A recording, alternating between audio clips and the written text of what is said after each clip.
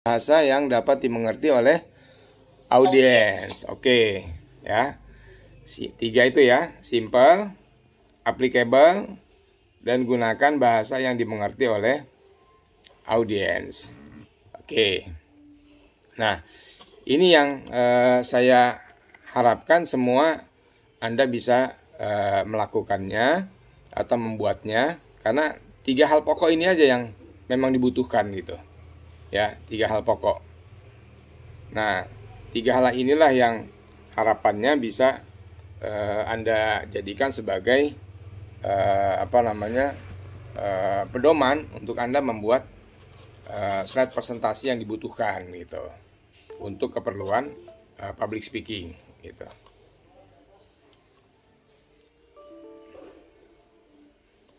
Gitu ya. Oke. Yang pertama adalah apa itu? Yang pertama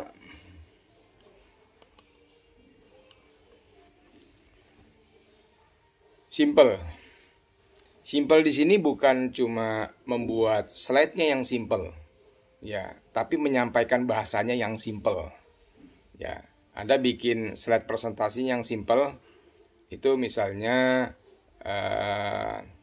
slide presentasi tidak bertele-tele, ya. Misalnya Anda buat kalau mau bikin tampilan judul tadi. Yang simple itu bukan Anda menampilkan abstrak dari Word ke slide presentasi, ya, hanya memindahkan ruang dari slide presentasi dari Word, ya. Anda ketik di waktu bikin tugas akhir itu di Word-nya, kemudian Anda pindahkan. Nah, itu jadi tidak simple. Makanya banyak terjadi kegagalan karena pada saat Anda presentasi, Anda membacakan gitu. Oke, jadi simple yang dimaksud itu adalah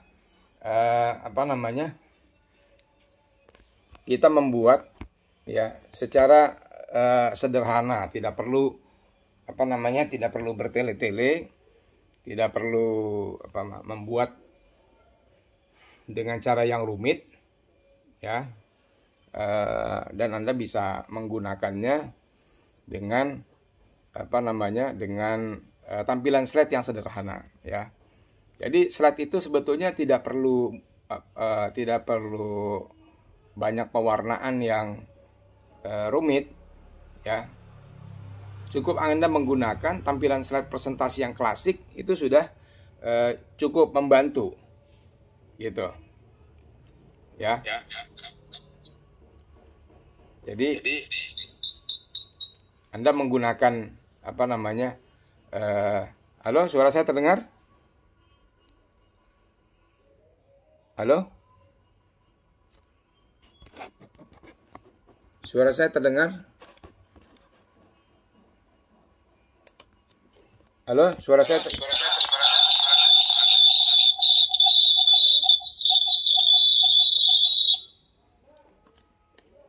Ya, suara saya terdengar ya?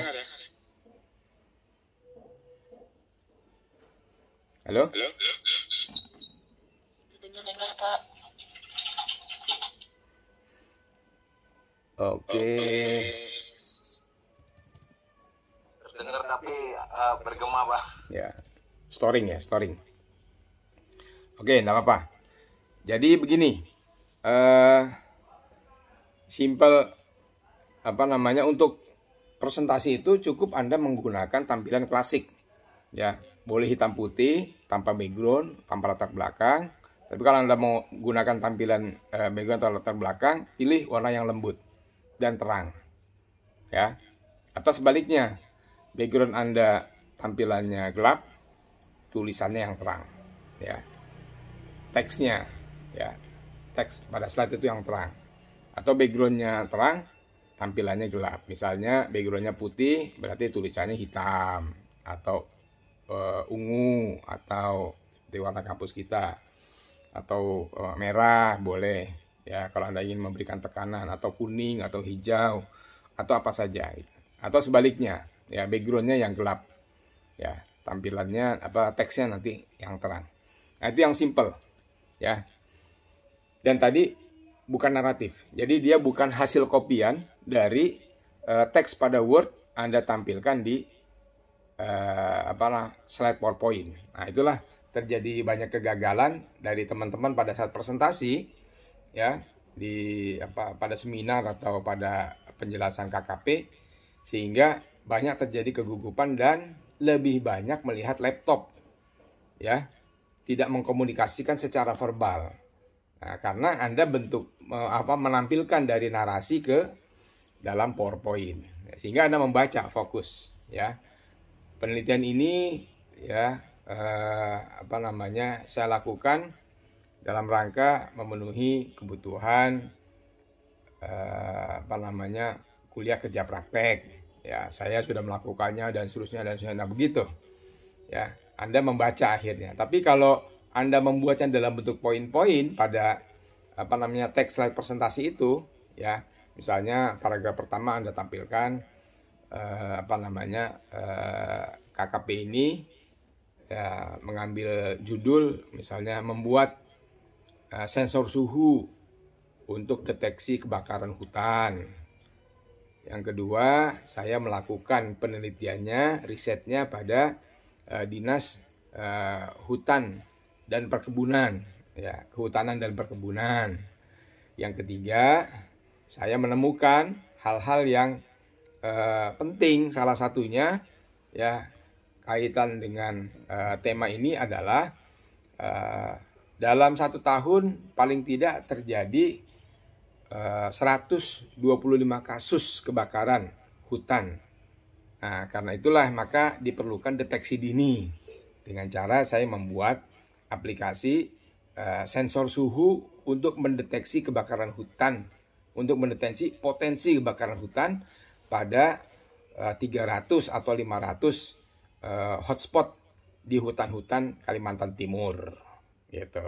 Nah, kemudian yang keempat, hasil dari penelitian ini adalah saya membuat aplikasi deteksi kebakaran hutan, ya, pada Dinas Kehutanan dan Perkebunan Provinsi Kalimantan Timur menggunakan Arduino microcontroller misalnya begitu. Nah, itu kan jelas gitu. Jadi tidak perlu bentuk narasi yang Anda tampilkan di slide presentasi gitu. Nah, kalau sudah seperti itu, hanya poin-poin yang Anda tampilkan, Anda bisa bunyi sambil Anda lihat di situ, sambil Anda lihat laptop, Anda bisa menjelaskan di hadapan audiens. Jadi simpelnya karena Anda bisa berkomunikasi, bukan membaca, bukan hanya komunikasi dengan komputer, ya, tapi Anda berkomunikasi dengan audiens, gitu. Nah, di antara kelemahan orang-orang IT atau orang-orang eksak, orang-orang MIPA, itu dia fokus pada objek riset atau penelitian, objek barang, bukan objek orang, bukan ke objek benda mati. Ya, misalnya para peneliti virus COVID, ya, dia menjelaskan tentang virusnya habis-habisan segala macam, tapi dia tidak menjelaskan, ya, tidak mampu berkomunikasi atau bertatap muka dengan audiens, ya. Padahal dia sedang presentasi di hadapan orang, bukan di hadapan komputer. Nah, itu salah satu yang perlu diketahui. Itu saya temukan, ya, karena saya juga orang eksak, gitu. Jadi saya tahu bagaimana orang eksak itu dia menikmati atau asik dengan dunianya, asik dengan risetnya, asik dengan penelitiannya. Ya, merasa aplikasi komputernya bisa digunakan orang. Wah, senang sekali. Ya, udah pasti kan? Karena punya nilai manfaat. Merasa aplikasinya terus diklik, ya, tombol buttonnya, senang karena dipakai, dicoba, berhasil, sukses. Ya, berapa pembeliannya langsung kelihatan jumlahnya, berapa stok barangnya langsung kelihatan jumlahnya, dan seterusnya. Begitu orang eksak, dia menikmati hasil pekerjaannya dan itu menjadi objek yang menyenangkan, ya, tidak dipungkiri. Nah, disinilah kita harus mengambil satu ilmu sebagai tambahan bagi kepada publik ya, karena Anda nanti akan menjadi orang publik ya, yaitu ilmu public speaking, ilmu bagaimana caranya mempresentasikan. Nah, ini adalah mata kuliah yang diberikan kepada saya supaya saya memberikan tekanan-tekanan kepada Anda bagaimana cara membuat slide presentasi, bagaimana cara mengkomunikasikannya, bagaimana cara mempresentasikannya, dan bagaimana cara menampilkannya yang indah tapi juga bisa tetap bertatap muka atau berkomunikasi secara verbal dengan audiens. Nah, begitu kira-kira. Yang kedua, simple. Selanjutnya apa? Yang kedua tadi, Lutfi? Applicable, Pak. Applicable ini artinya ini bahasa yang Anda sampaikan itu bahasa yang mudah diaplikasikan, ya, mudah diceritakan. Anda tidak menggunakan bahasa langit, ya. Misalnya nanti ini bisa menjadi salah satu salah satu teknologi masa depan gitu. Karena sensor suhu yang saya buat ini adalah bisa memprediksi ya suhu udara 100 tahun ke depan, atau 2 tahun ke depan, atau 3 tahun ke depan ya.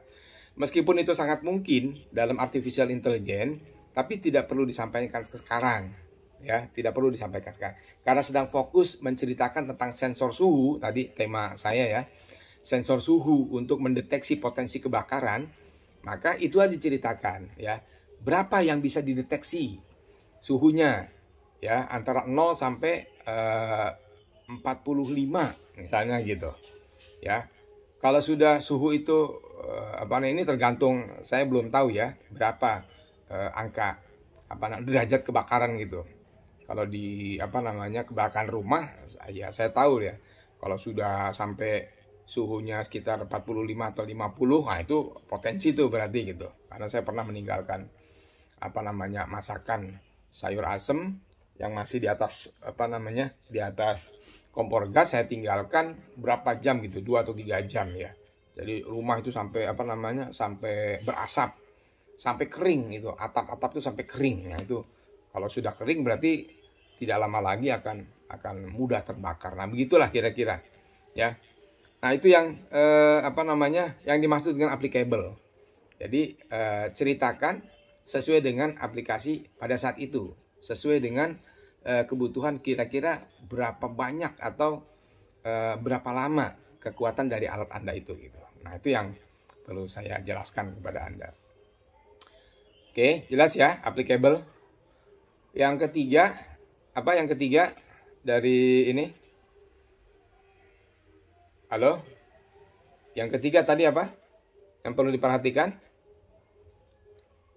Halo? Masih bergabung kuliah dengan saya? Gunakan bahasa yang ini, Pak, dapat dimengerti audiens. Menggunakan bahasa yang dimengerti oleh audiens ya. Kalau Anda harus presentasi nanti misalnya sewaktu-waktu ternyata Anda diundang oleh komunitas di sebuah negara, apakah Anda datang ke sana atau Anda menggunakan Zoom atau Jimit dalam presentasi itu ya, Anda boleh menggunakan bahasa mereka ya, walaupun tidak harus ya. Dulu para pemimpin kita, presiden-presiden kita itu menggunakan sesuai dengan bahasanya masing-masing. Misalnya Pak Karno kalau di Perancis dia pakai bahasa Perancis ya, kalau di Inggris menggunakan bahasa Inggris, di Amerika pakai bahasa orang Amerika ya, dan seterusnya. Itu bergantung kepada kemampuan kita ya.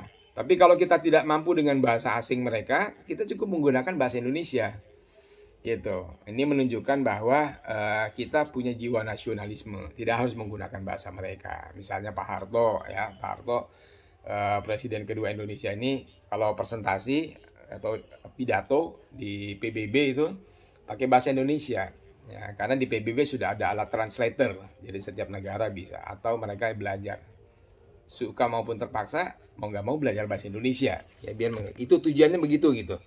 Itulah makanya banyak yang banyak yang belajar bahasa Indonesia di dunia karena ingin tahu Indonesia ini seperti apa gitu ya. Orang Amerika, orang Cina banyak ya. Saya tahun 2011 ke Cina, orang-orang Cina itu di sana ada satu fakultas khusus Fakultas Indonesia dengan 400 jurusan. Nah, ternyata saya tahu ada jurusan bahasa Bugis, ada jurusan bahasa Sunda, ada jurusan bahasa Jawa, ada jurusan bahasa Madura, ada Ambon, ada segala macam, 400 ya. Khusus di salah satu fakultas di salah satu university di Cina itu punya 400 jurusan tentang Indonesia gitu. Nah, ini sangat memudahkan setelah itu. Walaupun kita tahu sekarang banyak orang-orang SDM yang dikirim dari Cina itu nggak bisa bahasa Indonesia karena mereka memang bukan lulusan dari perguruan tinggi ya, tapi pekerja kasar.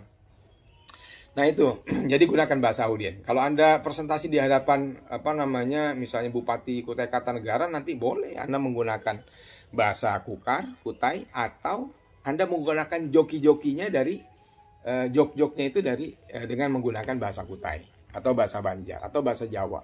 Kalau Anda presentasi di keluarga yang Jawa misalnya atau komunitas Jawa dan lain sebagainya. Jadi itu diantara beberapa yang bisa Anda lakukan gitu ya. Cukup jelas penjelasan dari saya. Ada yang mau ditanyakan sebelum saya lanjutkan? Masih gabung kuliah dengan saya? Danar Wijaya, Muhammad Al-Wafi, Habib Abdullah, Nur Lutfiani, Badarudin, masih gabung? Masih Pak. Masih, alhamdulillah ya, sehat-sehat semua ya. Oke, saya tunggu. Ya, saya tunggu 30 detik ke depan. Kalau tidak ada pertanyaan, ya saatnya saya mendengarkan presentasi Anda. Ya, dari review 1 atau 2 jurnal. Nah, pekan ini juga saya ingin mengambil nilai ya, akan mengoleksi ya hasil-hasil pekerjaan Anda selama beberapa waktu ya. Mohon anggota kelompoknya membantu saya ya untuk menuliskan ya sudah berapa jurnal yang dipresentasikan ya, dan juga sudah berapa yang sudah diupload gitu ya. Bisa dituliskan nanti di di kertas, kemudian anggota kelompoknya atau ketua kelompoknya menampilkan di Wilen ya. Dalam sesi tugas tuliskan misalnya Nur Lutfiani sudah 3 review jurnal ya, ditampilkan di YouTube, ini alamatnya. Itu tampilnya begini. Nanti hasilnya ya ditandatangani sama Nur Lutfiani, kasihkan ke temannya upload sendiri gitu. Nah begitu juga misalnya Nur Lutfiani dikoreksi sama Habib ya, Habib menuliskan Nur Lutfiani sudah membuat presentasi 3 review jurnal dan sudah diupload 1, 2, 3, diuploadnya misalnya di IG ya. Nah, kasihkan ke Nur Lutfiani, nanti upload sendiri ya hasilnya di Wilen. Begitu ya, jelas ya. Nah, jadi supaya Anda tidak terlalu banyak beban nanti ya, karena salah satu syarat ikut UTS ya Anda harus mengumpulkan itu ya, menyampaikan kepada saya presentasi yang sudah dilakukan. Oke, jelas ya? Halo, jelas ya? Ya. Jelas Pak, jelas. Ya, sekarang saya sudah nggak sabar ini mendengarkan presentasi Anda yang sudah sangat hebat ya, membuat slide-slide presentasinya. Saya yakin cara Anda membuat presentasi lebih baik dari apa yang saya sampaikan tadi dalam pengantar kuliah di pagi hari ini ya. Cukup ya dari saya, tidak ada yang ditanyakan ya. Ya, saya sangat senang nih. Tidak ada yang bertanya, berarti memang bisa membuat presentasi lebih hebat daripada saya sebagai dosen pembimbing Anda. Gitu ya. Saya ucapkan selamat dan sukses. Saya yakin Anda selalu sukses ya, dan Anda selalu bisa membuat presentasi dengan yang lebih baik, dengan kreasi yang lebih hebat, menggelegar dan bisa berkesan bagi audien. Demikian saya akhiri sebagai pengantar kuliah saya. Saya silahkan kepada Anda untuk menyampaikan hasil-hasil review jurnal dari berbagai sumber yang sangat-sangat inspiratif untuk menjadi tambah pengetahuan bagi saya dan juga teman-teman di kelas ini. Saya akhiri ya untuk sesi pengantar kuliah saya persilakan ya. Cukup dari saya sekarang ya, sudah 30 detik. Saya akhiri dari saya sebagai pengantar kuliah. Sambil berjalan nanti boleh bertanya sambil mendengarkan teman-teman peserta. Assalamualaikum warahmatullahi wabarakatuh.